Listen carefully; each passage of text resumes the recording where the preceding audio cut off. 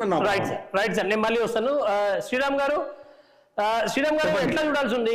ఇప్పుడు చూస్తే మనం ఒక రకంగా చూసుకుంటే రెండు పార్టీలు మొత్తంగా అంటే ఏదో ప్రతిష్టాత్మకంగా తీసుకున్న పరిస్థితి, పోలింగ్ కేంద్రాల వద్ద చాలా గందరగోళమైన వాతావరణం క్రియేట్ చేస్తున్నారు. దీనివల్ల ఒక రకంగా ఓటర్లు డిస్టర్బ్ అవుతున్నారేమో అన్న ఒక అభిప్రాయం కూడా వ్యక్తం అవుతున్న పరిస్థితి. ఇదంతా ఎట్లా చూడాల్సి ఉంటుంది? ఇప్పుడు ఓటింగ్ పర్సెంటేజ్ విపరీతంగా పెరగకపోవడానికి కారణం ఏంటంటే ఆంధ్రప్రదేశ్ లో ప్రత్యేక పరిస్థితులు ఉన్నాయి. వైసీపీ ఒకవేళ గెలిచినా ఆంధ్రప్రదేశ్ కి ఊడేది లేదు, తెలుగుదేశం గెలిచినా కూడా పెద్దగా ఊడేది లేదు. ఎందుకంటే ఇప్పుడు ఈ రాష్ట్రం పరిస్థితి ఎలా ఉందంటే కేంద్రం వైపు నుంచి డబ్బులు రావాలి. అందువల్ల వీళ్ళిద్దరూ కూడా కేంద్రానికి అనుకూలంగానే పనిచేస్తున్నారు కాబట్టి ఏం పెద్ద ప్యాటర్న్ ఏం తేడా ఉండదు. వాళ్ళు గెలిచినా తేడా ఉండదు, వీళ్ళు గెలిచినా తేడా ఉండదు. ఏదో కేంద్రం ఏదో ఎవరొచ్చుకుంది ఏదో ఇస్తుంది తప్ప మనకు వచ్చేది ఏమీ లేదు. వాళ్ళు తెలుగుదేశం వాళ్ళు వస్తే అర్జెంట్ గా మనకి ఏదో గొప్పగా చేసేస్తారు ఇంతకు ముందు కన్నా అన్నది, రాష్ట్రానికి వచ్చే నిధులు కానీ ఇతర లాభాలు కానీ ఏమి ఉండవు. అలాగే వైసీపీ వచ్చినా కూడా ఈ 5 ఏళ్ళు చూసాం, ఏం ఉండదు.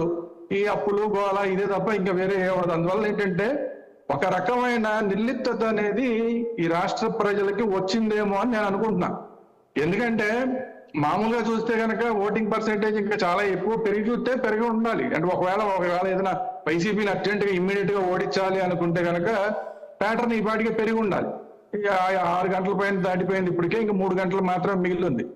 సో అందువల్ల ఈ పాటికి పెరిగి ఉండాలి. బట్ ఏంటంటే ఒకటి చాలా మంది, నేను ఇందాక ఒక హైదరాబాద్ లో ఒక మిత్రుడికి ఫోన్ చేశా, ఓటేశారా అంటే ఇంకా లేదండి, కొంచెం ఫోన్ చేసి నెమ్మదిగా వెళ్దాం, కొంచెం అప్పటికి లైన్లు తగ్గుతాయి కదా, అప్పుడు ప్రశాంతంగా ఓటేయచ్చని అనుకుంటున్నాను అని అన్నారు. అంటే మధ్యాహ్నం ఓటేయాలి అని చాలా మంది కూడా వెయిట్ చేస్తున్నారు. ఈ లైన్ లో నిలబడడం ఇష్టం లేని వాళ్ళు ఎవరైతే ఉంటారో వాళ్ళు మధ్యాహ్నం ఓటేద్దాం అని చెప్పి వెయిట్ చేస్తున్నారు. ఈ వెయిటింగ్ అనేది పెరిగి కొంచెం చల్లబడ్డాక వెళ్దాంలే అన్న దగ్గరికి వస్తుంది. అందువల్ల 4 తర్వాత నుంచి 4 నుంచి 6 లోపు 6 అవుతున్న కొద్దీ ఇంకా పెరుగుతుంది. ఎందుకంటే 6 గంటల వరకు ఎవరైతే ఉంటారో లోపల వాళ్ళందరికీ ఓటింగ్ అవకాశం ఉంటుంది కాబట్టి 4 నుంచి పెరుగుతుంది, 5 నుంచి ఇంకా పెరుగుతుంది, 5:30 నుంచి 6 లోపు బాగా పెరుగుతుందని నేను అనుకుంటున్నాను.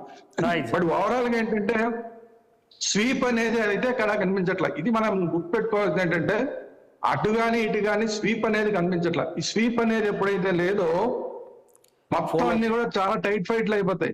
మనం విజయవాడ సెంట్రల్ నియోజకవర్గం తీసుకుంటే 20-25 ఓట్లతో మళ్ళా దృష్టి గెలిచాడు. సో అట్లాంటి పరిస్థితులు ఈసారి చాలా చోట్ల వస్తాయని మనం దీన్ని బట్టి అర్థం చేసుకోవచ్చు. విశాఖపట్నం తక్కువ ఉందంటే విశాఖపట్నం తక్కువ ఉండడానికి కారణం ఏంటంటే ఇక్కడ నార్త్ ఇండియన్ ఓటర్స్ చాలా మంది ఉన్నారు. ఈ నార్త్ ఇండియన్ ఓటర్స్ అందరికీ కూడా వాళ్ళ ఊళ్ళల్లో నార్త్ ఇండియాలో వాళ్ళకి ఓట్లు ఉన్నాయి, అక్కడ కూడా ఓటర్స్ కార్డులు ఉన్నాయి. సో చాలా మంది అటు వెళ్ళిపోయి అక్కడ ఓట్లు వేస్తున్నారు. రెండోది ఇందాక గిరిధర్ గారు చెప్పినట్టు ఇప్పుడు హైదరాబాద్ ఎలాగా అయితే అయిందో వైజాగ్ కూడా చుట్టుపక్కల ప్రాంతాలన్నిటికీ కూడా సెంట్రల్ అయ్యేసరికి ఎక్కువ మంది ఓటర్లు ఇక్కడ వచ్చి ఉంటున్నారు తప్ప వీళ్ళ ఓట్లన్నీ కూడా ఇక్కడ ఉంటున్నాయి, వాళ్ళ ఊళ్ళల్లో కూడా ఉంటున్నాయి. ఇది ఇందాక గిరిధర్ గారు చెప్పింది చాలా కరెక్ట్ ఇన్ఫర్మేషన్. ఎందుకంటే అందరికీ కూడా 2 ఓట్లు చాలా చోట్ల ఉన్నాయి, ఇంకా 3 ఓట్లు ఉన్నా కూడా పెద్ద ఆశ్చర్యపోకలు. సో అందువల్ల ఇక్కడ ఓటు ఉంటున్నాయి, వాళ్ళ ఊళ్ళల్లో ఓట్లు ఉంటున్నాయి కాబట్టి వాళ్ళ ఊళ్ళల్లో ఓట్లు వేయడానికి చాలా మంది వెళ్ళిపోవడం వల్ల ఇక్కడ ఓటింగ్ పర్సెంటేజ్ తగ్గినట్టుగా కనిపిస్తోంది. బట్ ఇదే పర్సెంటేజ్ వేరే చోట్ల పెరుగుతుంది. సో అది మనం మర్చిపోకూడదు. బట్ ఓవరాల్ గా ఏంటంటే అందరూ ఓట్లు వేయడానికే ఇష్టపడుతున్నారు తప్ప ఈసారి ప్రత్యేకించి నేను ఓటు వేయకుండా ఇంట్లో కూర్చుందాం అనుకుంటున్న వాళ్ళు కొంచెం తక్కువ ఉన్నారేమో అని నేను అనుకుంటున్నాను.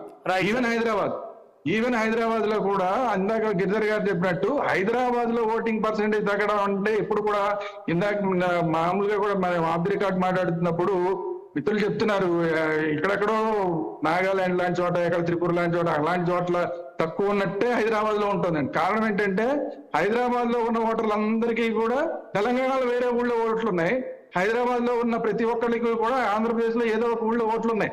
సో వీళ్ళందరూ కూడా బయటకు వెళ్ళిపోతున్నారు ఆ ఓట్లు వేయడానికి. సో అందువల్ల హైదరాబాద్ తగ్గుతుంది తప్ప హైదరాబాద్ లో పూర్తిగా అసలు వాళ్ళు ఏదో ఓట్లు వేయడానికి సిద్ధంగా లేరు అనుకోవడానికి లేదు. అక్కడ చూసినా ఇక్కడ చూసినా ఏంటంటే అక్కడ కూడా అర్జెంట్ గా ఏ పార్టీని ఇమ్మీడియట్ గా మనం గెలిపించాలి అన్న ప్యాటర్న్ అనేది హైదరాబాద్ లో తెలంగాణలో కనిపించట్లేదు. At the same time Andhra Pradesh లో కూడా ఊహించినట్లుగా ఒక పార్టీని ఏదో గెలిపిద్దామనో లేదంటే ఒక కూటమిని అర్జెంట్ గా గెలిపిద్దామనో ప్రజలు అనుకోవడం లేదు అన్నది చాలా ఇంపార్టెంట్.